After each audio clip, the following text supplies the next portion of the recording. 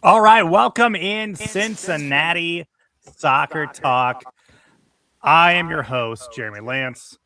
Joined today, we have Rupesh Sharma and Jacob Holton. Fellas, how we doing?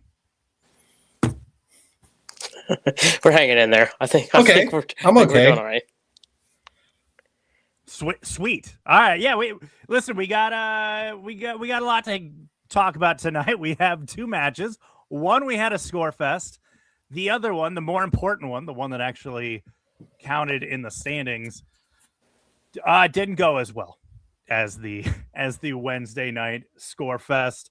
We'll be tackling both of those, looking ahead at our upcoming match for FC Cincinnati, a Sunday night match here in Cincinnati against Toronto FC, who comes limping in with possibly their new big signing. We'll see.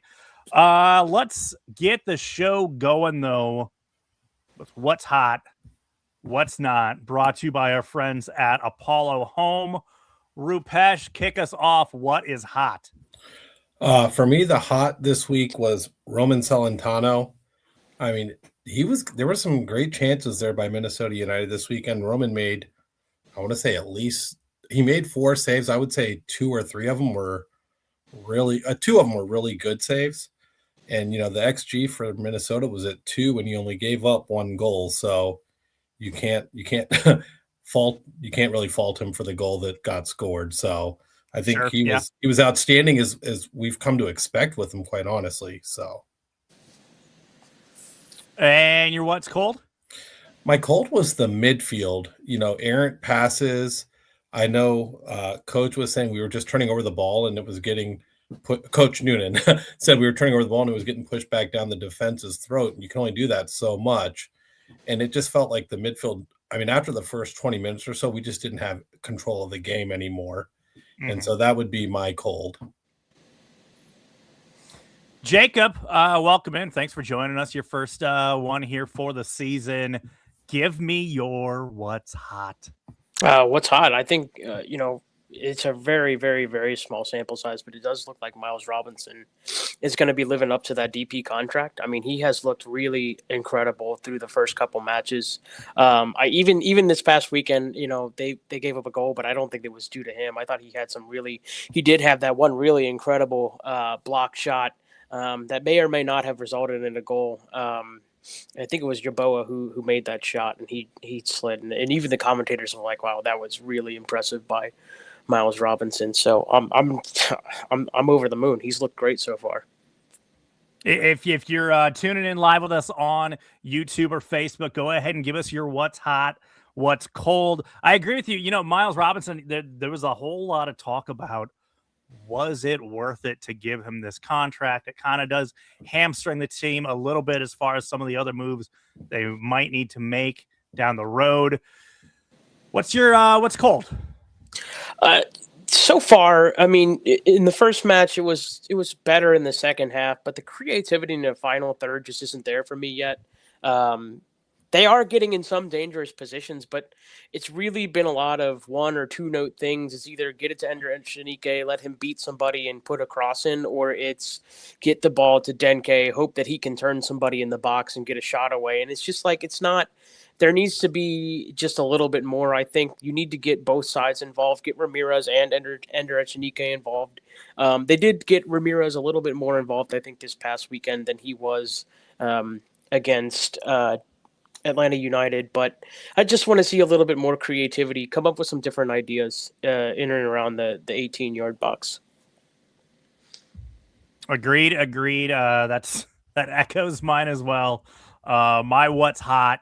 I know we have a Sunday night match awaiting us this weekend, but back-to-back 4:30 starts on a Saturday, I'm getting a little too used to them. They're nice. It doesn't I don't go to bed angry. I have enough time to kind of let the emotions of the game kind of taper off. And it just, I don't know. I like maybe I'm just getting old as I don't like staying up late anymore. So maybe it's that, but yeah, the nice, early bird special there, the 4:30 kickoffs. I'm enjoying that. That's my what's hot. And Jacob, I'm right there with you. Mike Hold, the lack of just, and Pat Noonan said it himself, that just the creativity on the attacking end just wasn't there. And it's once again, kind of hitting your head against a brick wall that this team was doing last year, where it just the creativity and the finding chances and the making stuff happen, just not always there. And wow, is it not there on Saturday? Let's see some of the what's hot and what's not we got from you guys here. Edmund Taylor, his hot overall D looks better. And his cold, Dotto is not the answer other than a spell from the bench. Yeah, that's, we'll get into it. Dotto, obviously, there's a lot of hype and excitement around the younger players when they get their shots. Oh, it was definitely a match where his play just didn't really shine through, and Evander's absence was even louder than normal. Jay Yates hopping in here. His what's hot. The high press and defensive pressure in general on Saturday. He enjoyed it. It's good. Jay's cold, still unable to generate much offensively when it counts. I'd have to agree with that one. We'll talk about it. Like, you have these pieces. Obviously, you're missing Evander, and that's going to create some of it, right? Like, Evander is kind of that, he's definitely a different player than Lucho was, but he's going to be that guy that's going to create. He's going to make stuff happen. He's going to try to generate something from nothing. Not having him on there just kind of amplifies the issues, not only in the midfield, but just kind of on the end of the action there in the attack. Other ones we got coming in from FC. Bittlinger, hot. Sorry, looking at this small font here. Hot is being a team from Midwest playing Caribbean team in February. Cold is playing in Minneapolis in February. Yeah, I mean, I'm sure that the guys from O&M were glad that they didn't have to make that trip on Saturday. I think it was they had enough cold on Wednesday, and it actually wasn't even that bad out. Here's another one from Eric Schmidt. Hot. Brian Ramirez still needs some work defensively, but I love his range, speed, and footwork. Cold. Threats in the box. And when you have a guy like Danke, you just got to feed it to him. And even when they did, things weren't working great. You will get into it here. That has been our What's Hot, What's Cold, brought to you by Apollo Home. Spring showers are here, and that means it's time for your cooling tune-up. I know there was ice on your car this morning, but it is time to start thinking about the cooling tune-up. It's still just $29 for CST listeners. So you can stay comfortable and avoid surprise breakdowns. We want to stay hot when it's cold and cold when it's hot with Apollo Home. All right, let's get into Saturday's match. Minnesota United 1, FC Cincinnati 0. Your lineup: Celentano in goal, Ramirez, Echenike on the wingback positions there. Your back three: Hidebe, Robinson, Hagland. Midfield of Guidi, Buca, and Valenzuela. So again, we seeing Guidi being selected for the MLS match over Obi, and Danke and Jabari up top as expected. Roop, I want to go to you real quick. Any surprises about that lineup? No. I mean, the only little bit of a surprise is how much Dotto played on Wednesday, and then he's starting again on the weekend. But other than that, no surprise at all. You're basically running out the same lineup that you had against Atlanta United the week before. So, yeah, about what you would have expected. Sure. Jacob, you obviously we had the big midweek match where there was a lot of younger guys getting minutes. Was there any of those guys or someone from that match that shined that you were hoping was going to get a little more playing time or maybe even get that start on Saturday? I'll tell you who, and well, I'm sure we'll get into it later on. Kenji Mboma Dem came on late in that match, and I thought he was fantastic. And I was starting to think earlier on today, he could have a shot to really provide kind of that shot in the arm late in the second half, just kind of a little something different, just a guy who could run at some fresh legs. And he showed a little bit of skill. I know he dribbled past a couple guys and made a nice pass. I think it was into the box at one point, and he just maybe I'm not really surprised he didn't get more minutes, but maybe if you would have brought him on for 10 minutes instead of, what does that say, 4 minutes? Yeah, I mean, I don't know, maybe just to throw the dice. Obviously, the big thing coming out of that was that, as expected, even though scans on Evander's hamstring were positive, he was basically resting this week, kept out of both matches. So it was Dotto getting the start. Roop, that you want Dotto's a guy you're rooting for, right? You want him to succeed, not just because you want the team to play well, but he's kind of like one of these project kids that we're building up from our system, and you want him to shine. You want him to get his moment and make something of it. Saturday was not it, though. No, and I agree with you. Of course, you want to see the kids that came up through the academy, through the 2 team. You want to show that we can build these youngsters up to play for the big club. And when I looked at the actual passing numbers for Dado from the match Saturday, it wasn't bad, but it just seemed like to me when he was making turnovers, he was making them in bad spots, like right at the top of the box. And one play that really stood out to me was in the 20th minute, we force a turnover from Minnesota United right at the top of the box. It goes to Dado, and instead of even looking or taking a touch because there was nobody in front of him, he just hit a shot from outside the box right at Callender. And it was like, oh, dear God, come on. We could have done better than that. Right. So it was just like he just squandered a chance. But, he is a young guy, so you can forgive it a little bit, but it wasn't great. So it does appear to be, and I think I saw some people talk about it in the chat. We're also looking at, from midfield standpoint, this is now back-to-back MLS matches where Pavel Buka's contribution is definitely was lacking, and definitely not the Buka we saw last year and relied on in big moments. I mean, he's a very important player last year, and he shined in moments, and he made plays when he needed to.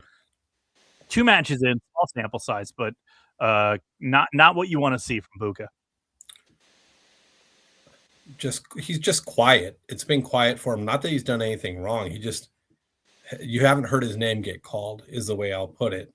So right, but so Saturday you have a midfield where it's Buka and then 2 very young players, and you kind of were thinking Buka was going to have to, if need be, kind of carry the weight a little bit more and do a little bit more and maybe force the issue moving forward and getting up the field a little bit. I don't know. It wasn't there. I will say though, the first 30 minutes of the match, they had their chances. I mean, I just right before we went on, I always like to go through and kind of skip through and skim the match again. And Jacob, I don't know if you agree with me. Like the moments were there early on, and missing those now, knowing what the result was pretty painful because they were. I don't know if it was even really them as much. Minnesota looked like they just weren't awake for the first 20 minutes of that match. Yeah, and I think the commentary crew did a pretty good job of being like, man, FC Cincinnati, they might just end up ruining those missed chances early on in the match. And I think there was one that came to Kevin Denke, and he just kind of scuffs a left-footed shot, and it's just right at Drake Callender in goal. And it's just one of those. Yeah, it's just one of those things where it's just like, when you put somebody under that much pressure early on in a match, you had better take at least one of those chances and put it in the back of the net, or at least force the keeper to make a really good save and show them all right, it's not just going to be, we're going to keep the ball, we're going to have pressure, but we're not going to make any good opportunities, because I think if you put Minnesota United behind within the first 15 minutes, that match goes in a completely different direction because they don't grow into the match because then they're on their back foot. Yeah. Then they have to keep defending, and you can just keep pressing them and hope that they make another mistake. So, I mean, yeah, it's disappointing, to have that much possession and to get into those good areas, even get a shot on target and not score a goal. It's disappointing. Roop, for a home opener for Minnesota, I mean, it's cold, but like they came out so flat in that match. Yeah. For your home opener was a little shocking. I was surprised. I never thought I would see them come out flat like that. I mean, I know they've got a coaching change this year, but this guy that's a tumultuous offseason. Yeah, but the coach they had was their coach with the 2 team, and they already knew Eric Ramsey was more than likely gone, so they already knew they were going to Knowles. It wasn't like this was an unknown, but yeah, they were flat, and I mean the FCC press for that first 20-25 minutes was a thing of beauty. They were getting in there. I was shocked because I don't remember us pressing well like that last year at all, and it looked really good. But like Jacob said, and the announcer said on the game, if you don't take those chances you're creating, it could come back to bite you, and it did. But I'm at least happy with the press that we have something to build off of, that we had something really good there. So what and maybe we can get it pulled up here. What did Minnesota's XG finish at? I mean, they were really 2. Yeah, right around 2. It was right around 2. Okay. Let's get to that goal though. So 66th minute, off a free kick created by a foul from Dotto. So another not great moment for him, creating that chance. Close range free kick goes off the post, and Yeboah is there to hit it home. This was debated for a bit. I was surprised it never fully went to the monitor. I know our the famous soccer pundit Evander on Instagram had some thoughts about if this was onside or offside. But this was this goal looked like it could have easily been called off. It didn't even go to a monitor. The VAR back in Dallas gave it the check and gave it the clear after several minutes. Roop, what's your call? What's your call on this one? I'll put it this way. Do I think he was offsides? Maybe, but it wasn't so blatant that you're going to overturn whatever was the call on the field, in my opinion. Now, a lot of people will say, I like Minnesota United because I used to live up there, so I'll give them the benefit of the doubt. But my feeling is if it was the other way around, I wouldn't want them to call it off against FC Cincinnati. And like you said, it was taking them minutes to figure out if it was off or not. At that point, if it's not clear, just whatever the call on the field is, stay with it. Jacob? Yeah, I mean, I think if you usually have a review that's taking that long, I think the referee on the field should be at least taking a look at that. It looked offsides to me, just from the angles that and it took them forever to put a replay up, which was kind of annoying because I'm like, I'm waiting. I'm like, I know they're taking a look at this. What can we get a replay? Because I would love to see. And then it was quick. It was like one replay, and they're like, all right, well that's it. And I'm like, well, we're not even gonna. I'm like, the whole thing was kind of annoying because they took forever. They didn't have the referee take a look at it, and in the end, it's a borderline one. I think it's offsides. It is what it is, though. It's just an unlucky bounce off the post, and it comes right to Yeboah, and there's nothing Roman Celentano can do. So, right, because he's all alone at that point. It's frustrating from the broadcasting standpoint. We did get just the one quick replay during the broadcast that they took forever to get to. I'm sitting there like, all right, we'll just show it. Like we're sitting around here. I don't know why we just fixated on the back of the referee's head while he's listening to his earpiece. Like, show us the freaking goal. Like, just give us something here. It was like one replay. It was kind of hard to tell what was happening. obviously a lot of still shots and frames people have been posting up since then, including Evander, who had his own take on it that was probably not biased at all. He's a professional. He said it was off. I'm going to defer to him. He knows ball more than me, so I'm going to say it was offside. I think the one thing that sort of throws the whole thing off too, Jeremy, is the ball did get deflected in there. And when you look at the angle from the side where you can see down the line on the players, you can't tell the ball got deflected. Yeah. It's when you look from behind the goal. Here's Evander's post right here. Yeah. But when you're looking from behind the goal, you can see the ball got deflected. Now, like I said, it was close enough that whatever they said on the field is fine.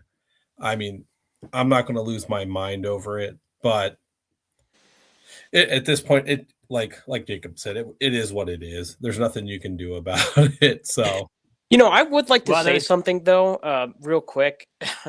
I think you should be taking one of those guys off of the wall and putting him on the goal line. Well, see, that's my other question. How did the ball get through the wall? Yeah, that's many the other players thing. in the wall. It's like I don't know who that is on the end, but he leans to the side. Yeah, I just don't know how the ball got through there. And then at that point, I'd have to watch it again.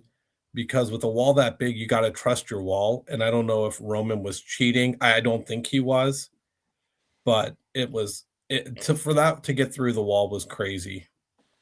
And you know what, though? Fair play to Chunk Alive for getting it on pretty much on frame, because that's a really hard spot to get that shot on frame because you're not very far away from the goal. So to get that around the wall and to hit the post like that, I mean, that was impressive. It's a good, fair play to him. Yeah, no, it was a good one. There's nothing you can do about it at that point. The game, it was called a goal. Go ahead and draw your own lines at home, and you decide. And just fax that over to MLS or send it to ProRef, I guess. I don't know what they're going to do with it. I don't really know what MLS is going to do with it. Send it with a slice of pizza, right, Jeremy? Send it with a slice of pizza. Biazga sends his regards. Let's right off of that goal, though. Cincinnati almost scores. Yeah, right as play resumes, they get down there, little scramble play in the box. They almost get one in, and we're even Stevens. Doesn't happen, and from there, I feel like that's when it really became clear that there was just no ideas going forward.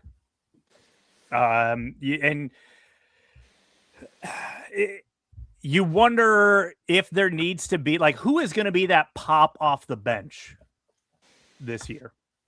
There's been plenty of guys in the past that have been that guy, even if it's it's just anybody coming. Sergio Santos coming in and just running around fast.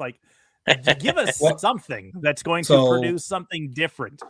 Something I saw some people say was instead of starting Jabari, start Barlow and save Jabari for the last 15 minutes. Yeah. Now, I don't know. That was just a thought that I'd seen out there. So, and right there, Bittlinger saying the same exact thing. Yeah. That might be an idea. I'm at a loss at what you do. I mean, I think early on you want to make the Danke Jabari pairing work.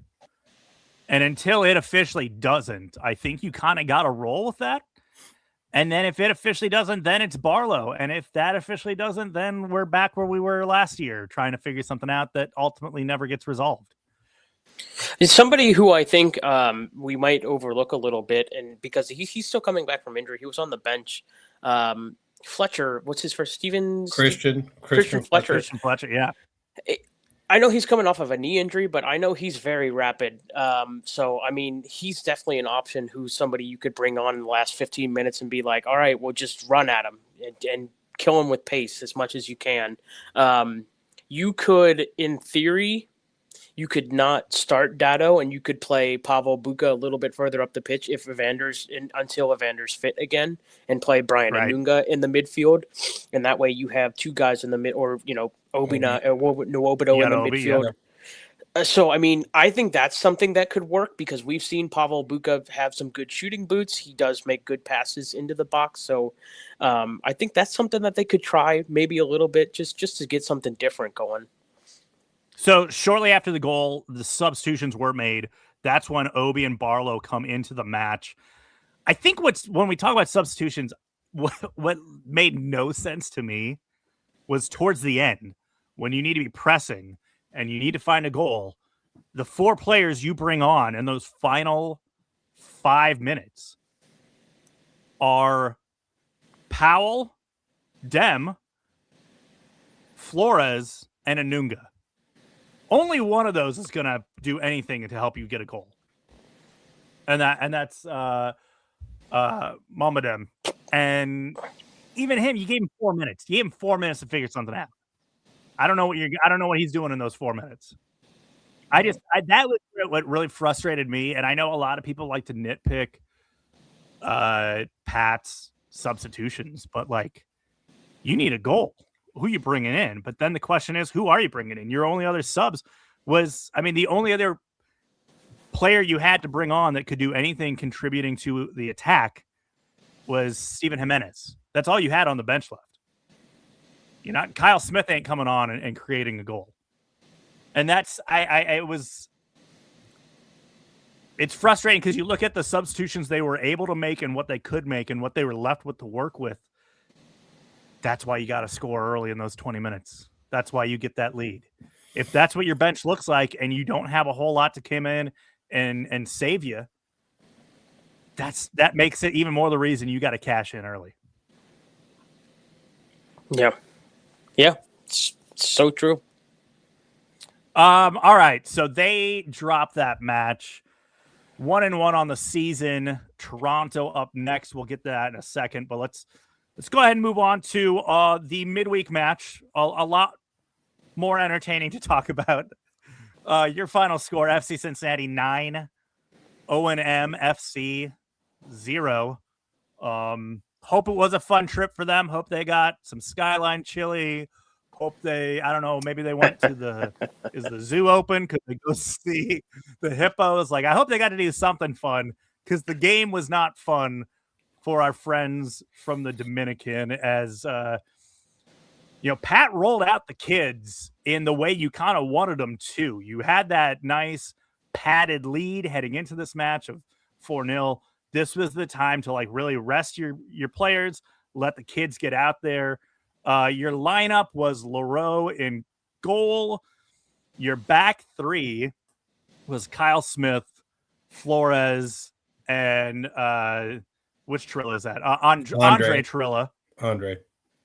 On your back line. You had Powell and Dem as your not really wing backs, but whatever. And then you had Obi, Anunga, and Jimenez in the midfield, Barlow and Dado up top. The goals were coming. It didn't take too long for the orange and blue to get going. 8 different goal scorers on the night.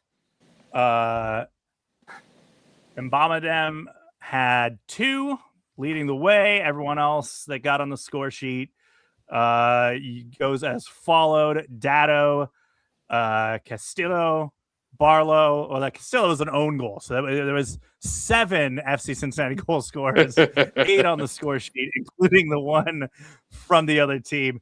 Chavez, Jimenez, Powell, and the other Chirilla. Yep. When Alvis Powell is getting goals, that is your victory cigar right there. 78th minute, Alvis Powell banging one. Gentlemen, your thoughts on this? What was a fun night at the Teak? Jacob, I'll let you go first. Okay. Yeah. You don't obviously you don't get these matches in football very often, so it's really nice to just kind of soak it in, and especially getting to watch the kids play, because some of these guys might actually end up making it to FC Cincinnati, the full blown squad one day. So just getting to see some of those guys who you might see pull on the first team shirt one day, it was really cool. And we saw some really good finishes too. The finish was from Tom Barlow. I thought was underrated. That was a really good one. Chavez, oh man, that finish was beautiful. Yeah. And it's a great ball. It's a great ball into him, and he just finishes it first time, and it was really just a joy to watch. You know, those are the kind of matches where you just kind of have to like shut your brain off and be like, oh, this is just nice little fun. So, and of course, like all the academy players are probably talking it up. Like, man, did you see what we did the other night? So, it's just a lot of fun. Yeah. To me, the main thing was, we had the 4 kids who came up through the academy in Dado, Stefan Chirilla, Adamar Chavez, and Steven Jimenez scoring. But also, Jimenez had a Travella pass up the field that was amazing. I think it went to Barlow, I believe. Yes. And that thing, I was just like, I didn't notice it before. And then I watched the highlights. I'm like, wait, when did that happen? Because that was amazing. And like Jacob said, the goal by Chavez, oh my goodness. That coming off the right-hand side and curling it into the left-hand post was amazing. So I think it was a great game. Andre Chirilla has taken his chances. Every time he plays, Coach Noonan is talking him up. I think he might be a kid to watch for the future, along with, I think him and Adamar Chavez are 2 kids that I'm really excited to see what they do with a big team in the future. Ayob Lahar had 2 assists coming off the bench. He looked good too. He was only out there for 20 minutes, bagged 2 assists. Someone pointed out in the comments there, there was no like letting up from these young guys. Like there was no calling off the dogs. Like they just kept coming. I mean, even towards the final whistle, they were still like pumping the ball up the field. It was fun to watch. But you know, for some of these guys, it's going to be maybe the only chance they get to play at TQL this year. So you can't blame them for going for it. And one thing to note for O&M, I've heard it a couple of places where, due to visa issues, they only had 14 outfield players made the trip. So that's commonplace with some of these small clubs. Yeah, so that was kind of, of course we're running at them, and they don't have enough subs on the bench to really do anything, right? So it was kind of like it was just a bad situation for them, and we took advantage of it. To build on that, to build on what Rupe was saying, not only is it some of those academy players' only time they're going to play at TQL Stadium this year, it might be the only time they ever play in an MLS stadium ever in their career. So it's a big chance. Yeah, it was their moment, and they all took it. It was cool to see them play. It was cool to see the Chirilla brothers playing with each other. Andre actually had like kind of a hockey assist on his brother's goal there, as he kind of had the pass to set everything up. It was cool from that standpoint. Glad also that Leroux got some minutes. It'll be interesting to see going down the stretch how many actual league minutes he ends up getting. I feel like he's proven himself to be a really good backup. He's played well when asked to. Even in parts last season when he got called upon, I thought he showed himself relatively well. So good to see that he was kind of getting some minutes early here in the season. We now look forward, though, to a rematch with Tigres, and it didn't go well the first time. Rupesh, what's our hope of it going well this time around? I honestly don't know. I haven't been following Tigres, so I don't know how they're doing in the league. I just always worry that when we're playing one of these bigger Mexican teams, that I just want it to be competitive. It's felt like the first 2 years, we really, once we hit a Mexican team, we're kind of out of luck. So it would be nice to see just the home leg being competitive. Let's give Tigres a fight. I know we'll have to turn around and go down to Mexico a week later, but I want to just see a good effort and a good fight against Tigres. You know, am I expect? Yeah. If we win, great. As long as I see effort and fight, I'm happy with it. Tigre is currently 6th place in the Clausura, which is only 8 matches in, so it's still a pretty young season, second season there of the year for them. So they're still they're having a decent season so far, 4-1-3 on the short season here. I'm worried that once again they find themselves in a very tough spot, especially with the home leg being first. I think is always a lot harder because no matter how well things really go on that first leg, that second leg is just going to be absolute chaos. And if they got a lead, they're going to be white knuckling that thing to the finish line. Yeah. Yes, as Derek pointing out, Tigris is about to make us all look like O&M. Hopefully not. Hopefully we're a little more competitive than that. Yeah, I don't think it's quite that bad. The only thing, the only good thing is, and I think I heard this correctly. The commentator who was doing the O&M game, they did away with away goal advantage, correct? So away goals are not weighted anymore. Sure. Yeah. I believe that's true. I feel like that's kind of going the way on all the tournaments. I know obviously the Champions League in Europe, they did away with that a few years ago. It makes sense. So that's a big deal. That's a big deal against a Mexican team that's probably got more talent than FC Cincinnati does. Especially at the top end. They have Angel Carrera, who used to play at Atletico Madrid. Really just an outstanding player. Yep. So, I mean, not having to deal with, Tigres scored 1 goal away, so you're pretty much screwed now. 1.5 goals. Right. Yeah. So, I mean, if you can hold them 1-1 like you did last year at TQL Stadium, I mean, you definitely got a fighting chance, and now you don't have to worry about the weighted goals for away team. So, I mean, I don't think it's going to be quite as bad as people think are making it out to be. We'll see.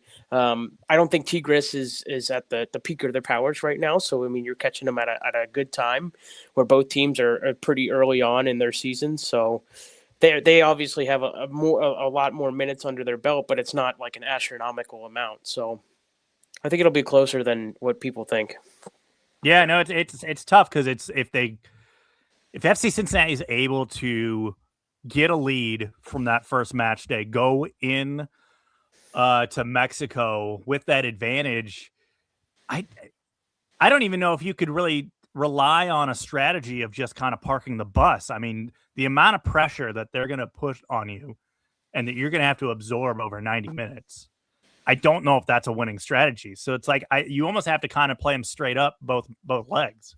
Yeah. So if that awaits us, let's move over to our players of the week. Our Go Beyond Player of the Week, brought to you by Go Beyond Exercise. Jacob, lead us off. Who is your Go Beyond Player of the Week? It's Obida Nwobodo, who was being praised very highly by the O&M players from what I saw. He was spectacular in that second leg, obviously, like we've talked about, a much lower competition, but he was just out there having fun, providing assist after assist. He was quite literally a man among boys. So, and he should have had a goal. So it's unfortunate he didn't get a goal as well, but 3 assists, and he just ran the show, and obviously he was just kind of trying some stuff. So, but there is some value in that, I think, because that's a rep. A rep is a rep. If you can try something and be like, oh well, that's something I've never thought of before, that could be something that you use later down the road. Roop. For me, Adamar Chavez. To see the kid come in at halftime, first game with the first team, and score within, I think, 5-10 minutes, and like we've all said, that goal was a thing of beauty. Seeing I think now 17-year-old kid make that kind of take that kind of shot and make it it gives us hope. And I know this, this kid has had chances to train over in Europe and things like that. So he's a highly thought of kid. So to have him here, hopefully see him get some more chances with the first team. I don't know that it can happen this year. The roster profiles just came out, and I think he is an off-roster homegrown player, which I think limits how much they can play him with the big club this year. But just to see that kid ball out when he got a chance was a thing of beauty. For me, it's going to be Kenji Mboma Dem. He played so well. Obviously we're doing player of this week, but in both matches against O&M, I thought he looked great in. Gets the 2 goals in this one.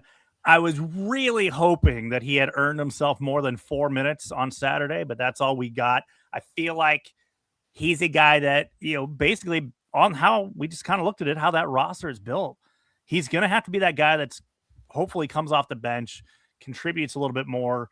And I'm excited for him. I hope to see some good things from him. He's only 24 years old.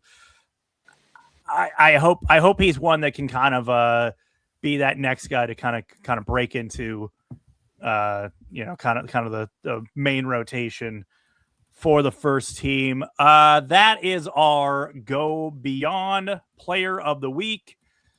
Go Beyond Exercise is a Cincinnati physical therapy and fitness business that helps people of all ages stay fit and active. They also work with local MLS and MLS Next athletes, and they're the official physical therapy provider of the Manu Ledesma Academy UPSL team. See how they can elevate your health and fitness at gobeyondexercise.com. All right, Sunday night at TQL.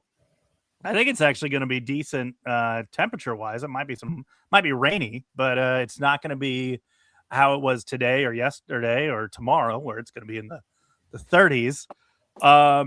Toronto comes in. They are 0-2 on the season. They look pretty bad.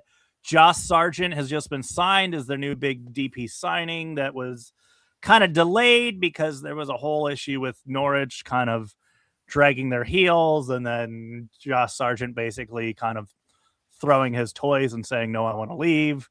Finally gets resolved. He's there now. I don't know how much training he's getting in this week. I would anticipate they probably hold his full debut for a home match. What are we looking at? I mean, this is a team that's already conceded 6 goals. They look terrible. And you know what? We'll take it. We'll take a terrible. We've made a nice win against a terrible Atlanta side. A nice win against a terrible Toronto side. Sounds good to me. Roop, what say you? I just remember last year that every time we had a team we thought that was terrible coming into TQL, right, we seemed to let them control the game or let them get back in the game.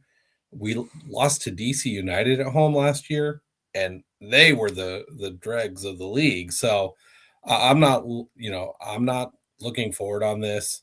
Hopefully their defense gives us good opportunities and we take them. And like you said, I don't expect Josh Sargent to be that involved just because he's just now getting over. And he was training with the under 21s over in Norwich before he came over. He was relegated to the youth pitch there. Yeah. So I'm not expecting much from him in this game. And we'll see how big of a signing he is. I mean, I believe he's the second most expensive signing ever in league history now.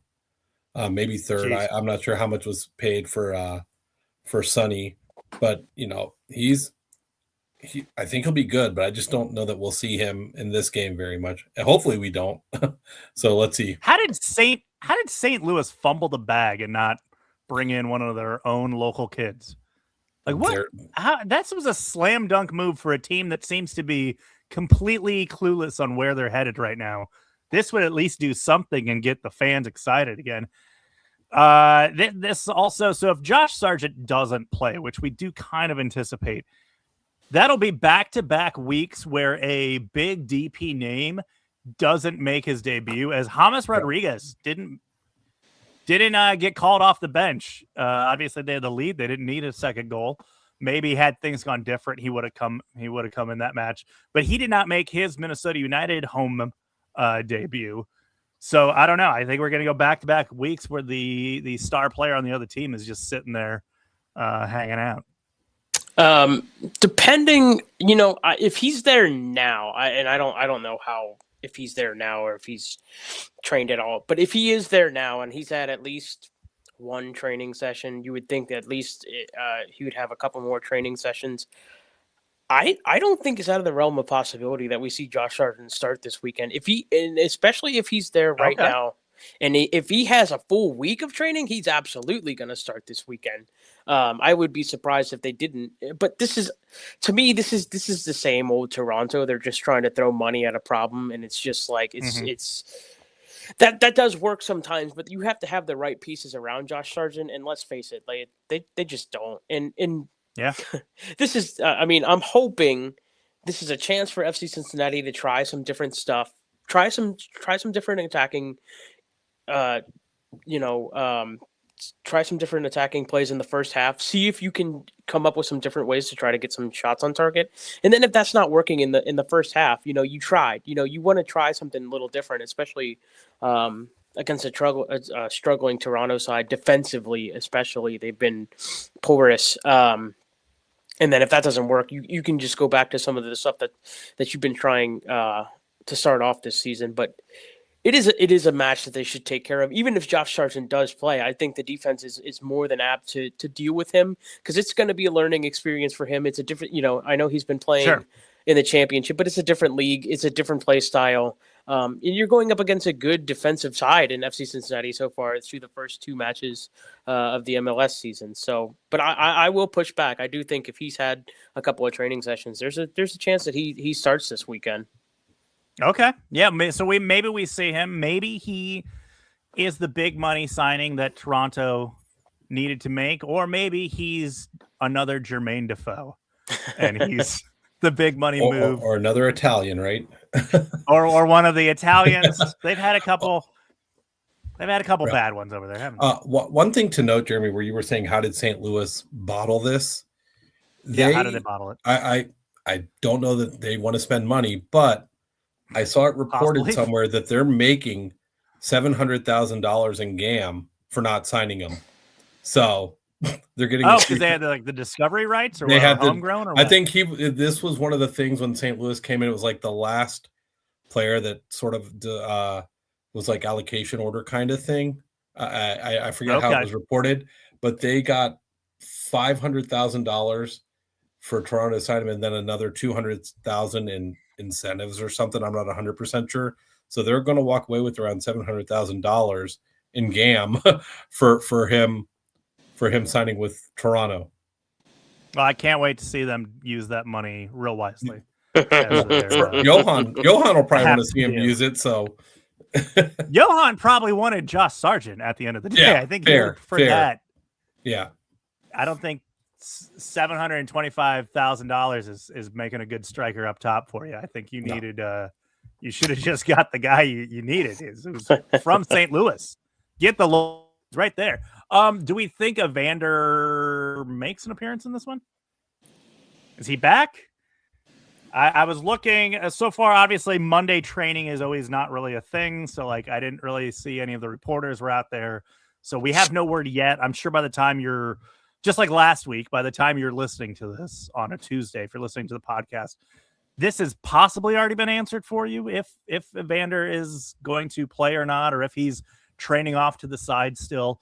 So that's something we'll have to watch. It may not. You may not know anything until Wednesday, Jeremy, because they do a 4-day build-up, and so they may not really.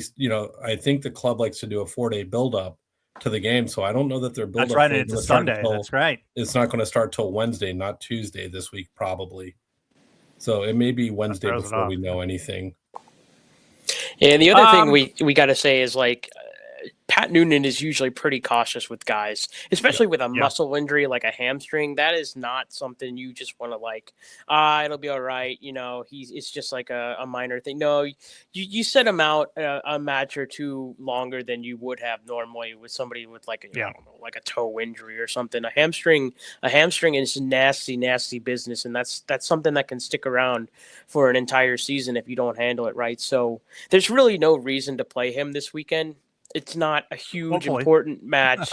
Well, even let's say something bad happens and FC Cincinnati gets beat by Toronto. It's not a great result, but Evander is still not more injured than he was. If you play him and you win, but then Evander re-aggravates his hamstring or does something worse to it. I just don't think it just isn't worth the squeeze. I like it. Let's wrap things up. Roop, we had an announcement today on Instagram. Yeah, it came out a couple of hours ago that Yuya Kubo officially announced his retirement from soccer. So that one kind of came out of nowhere. And the thing to note is he is still the all-time appearance leader in MLS for FC Cincinnati. He's at 146, and Nick Hagland is at 145. So this Sunday, Nick could try Yuya for the lead in all-time appearances in MLS for FC Cincinnati. All the more reason for Yuya to pull the sword this Sunday at TK. Hopefully, or the dog. Maybe the dog can pull. Yuya Kubo's dog, Instagram star.